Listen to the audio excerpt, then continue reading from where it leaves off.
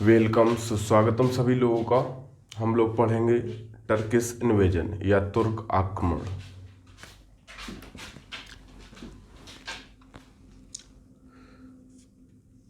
Turkish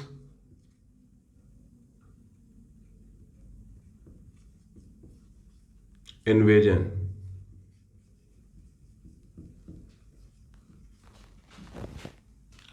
या तुर्क आक्रमण।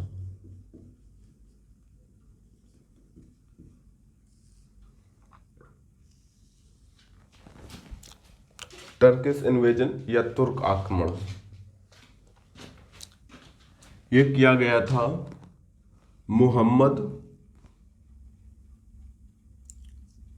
गोरी के द्वारा।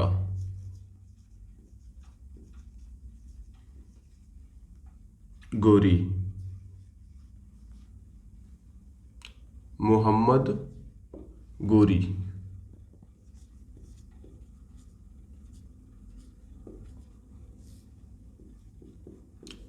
मोहम्मद गोरी इसके बारे में पढ़ेंगे 1175 AD टू 1206 AD। इसी को संसबानी तुर्क कहा जाता है। He is known as a संसबानी टर्किश।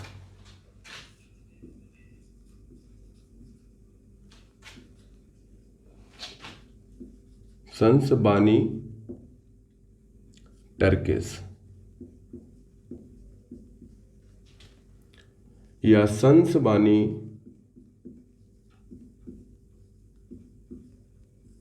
तुर्क। इसी को संसबानी तुर्क भी कहा जाता है।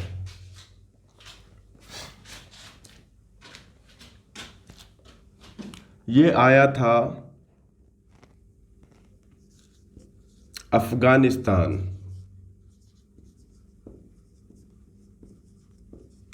ये आया था Afghanistan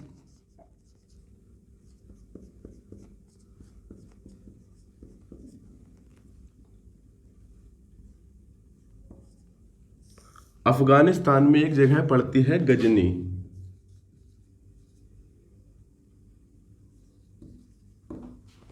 Ghazni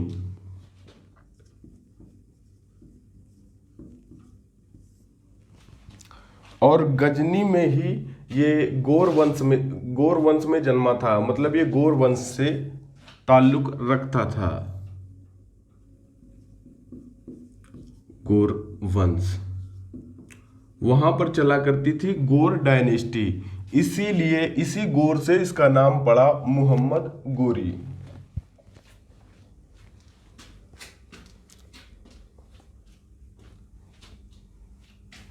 He did his first attack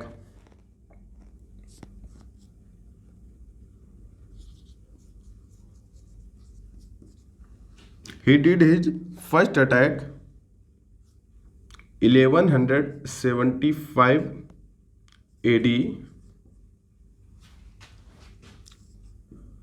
on Multan.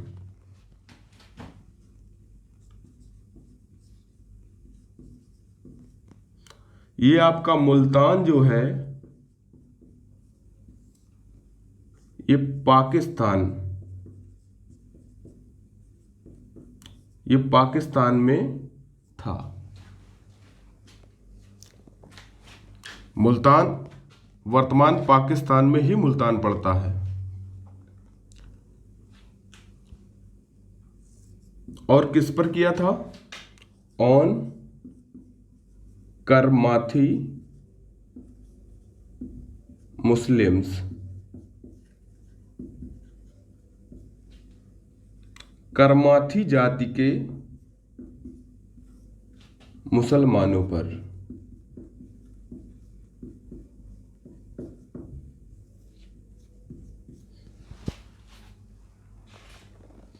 1175 ईस्वी में इसने मुल्तान पर आक्रमण किया और करमाथी जाति के मुसलमानों को हराया और उनसे लूटपाट की। और ये फिर चला गया गजनी वापस। अब ये आता है 1178 ईस्वी में या 1178 एडी में।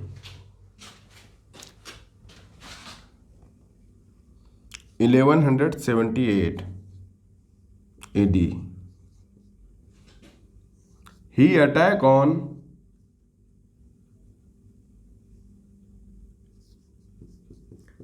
attack on Gujarat.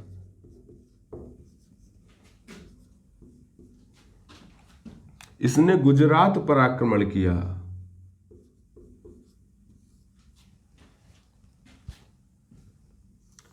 और रूलर था या शासक था भीम सेकेंड। भीम सेकेंड को ही मूलराज सेकेंड भी बोला जाता है।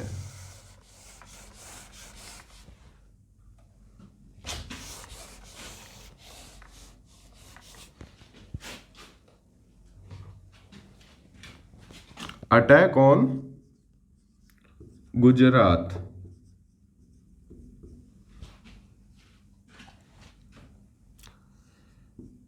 रूलर था भीम सेकेंड।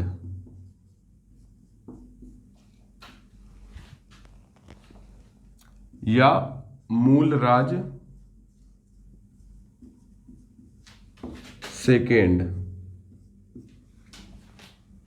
भीम द्वितीय या मूलराज द्वितीय ये चालुक्य वंश का ही शासक था। चालुक्य डायनेस्टी।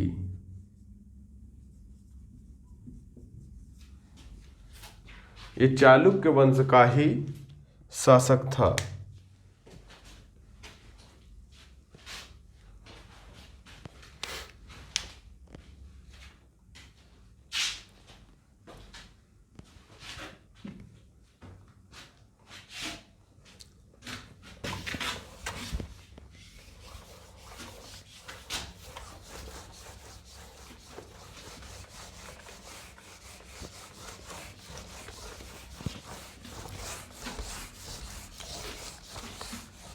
इसके गुजरात पर आक्रमण करने का सिर्फ और सिर्फ एक एम था।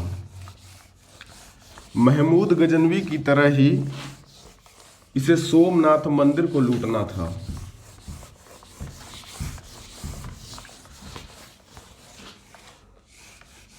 इसे सोमनाथ मंदिर को लूटना था।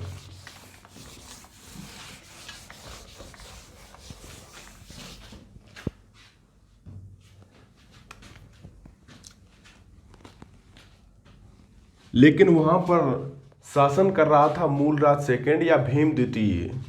1178 एडी में ही 1178 एडी में ही ये अटैक करने आया था गुजरात पर सोमनाथ मंदिर को लूटने। लेकिन जब ये भारत अटैक करने आया तो मूलराज सेकेंड ने जैसे ये भारत अटैक करने आया, जैसे ये घुसा एंटर किया इसने, तो मूलराज सेकेंड या भीम द्वितीय ने ही क्रॉस अटैक कर दिया। इस पे उल्टा ही हमला कर दिया।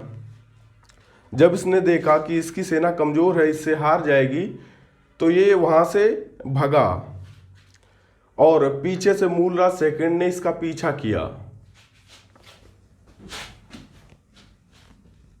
Mulraj second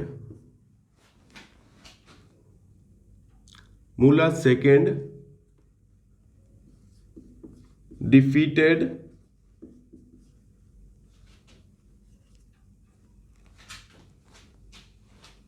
and arrested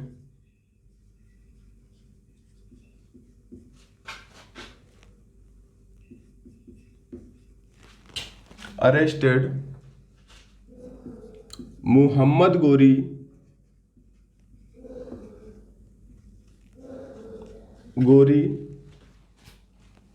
in Mount Abu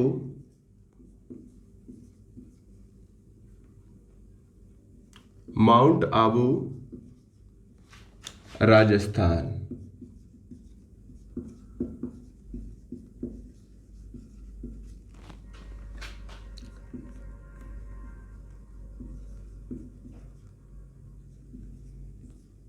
Abu.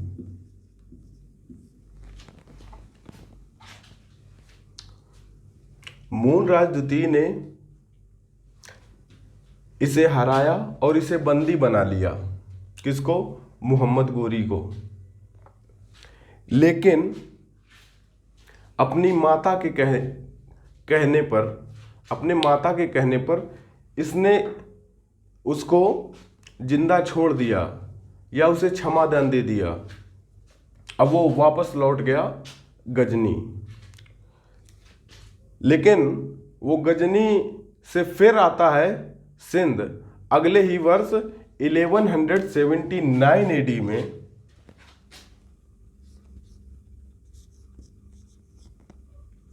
He conquered Sindh and Kashmir.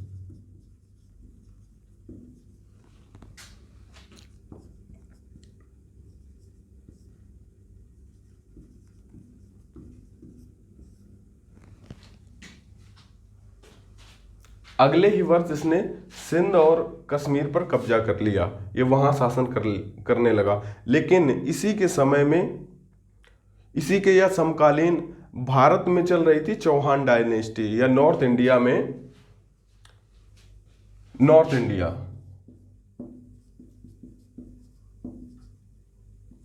उत्तर भारत। इसे मैं हटा देता हूं।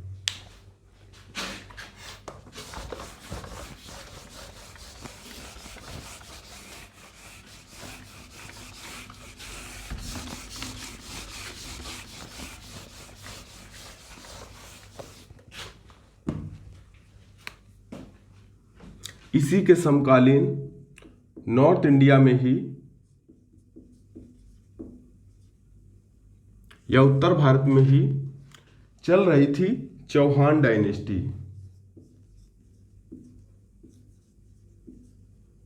डायनेस्टी। या चौहान वंश।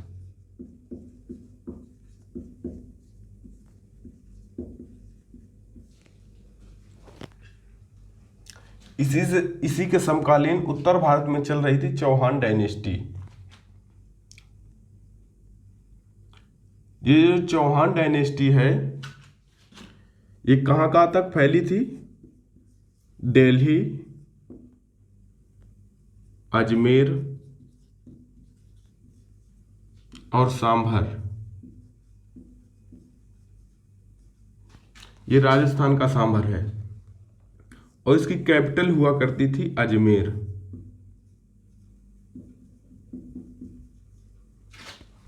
कैपिटल थी अजमेर। चौहान डायनेस्टी में ही उस समय रूल कर रहा था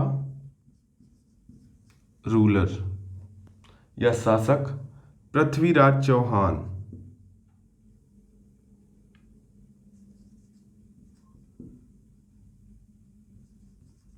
पृथ्वीराज चौहान।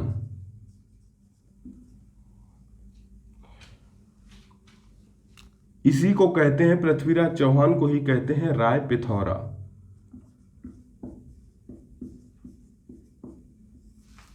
पृथ्वीराज चौहान को ही कहते हैं राय पिथौरा। और ये पृथ्वीराज अपने वंश का पहला नहीं था, ये अपने वंश का तीसरा पृथ्वीराज चौहान था। इसी को कहते हैं पृथ्वीराज थर्ड या तृतीय।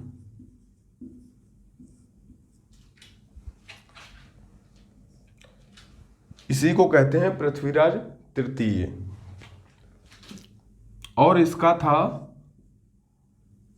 Court writer.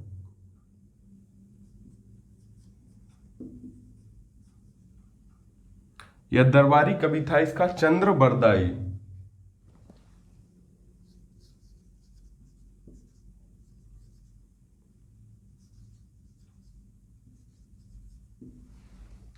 चंद्रबरदाई।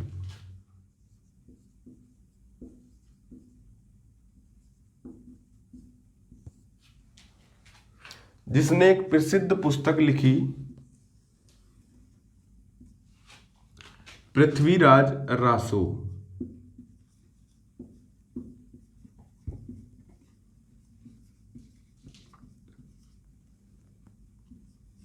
पृथ्वीराज रासो। पृथ्वीराज रासो चंद्रबरदाई के ही द्वारा लिखी गई